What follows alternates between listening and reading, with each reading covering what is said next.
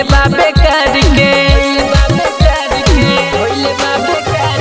घूमे बाजार जाल बीच मांग फार के सखी रे आदत उ धोइले बाबे करके दूसरा से फंसी है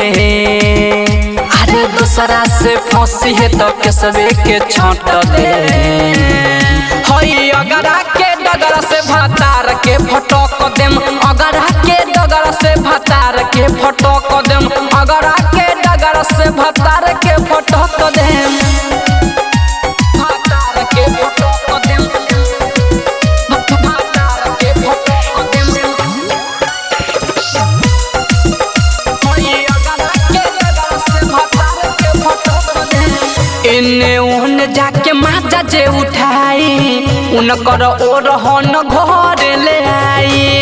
एने ओने जाके माचा जे उठाई उनकर ओर हन घर ले आई छोड़े बना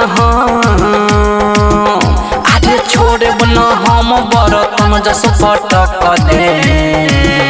हई अगरा के डगरा से भातार के फटक देम अगरा के डगरा से भातार के फटक देम अगरा के डगरा से भातार के फटक देम भातार के फटक देम भातार के फटक देम म्यूजिक बाय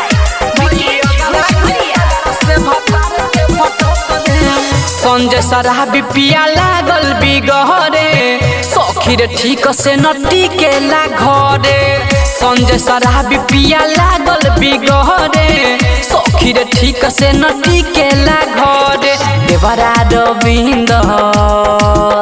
अरे राजू रविंदर के प्रिय में बांट दे हई अगरा के डगरा से भातार के फटक देम अगरा के डगरा से भातार के फटक देम अगरा के डगरा से भातार के फटक देम सहर्ष रिकॉर्डिंग स्टूडियो भूतही चौक सीतामढ़ी।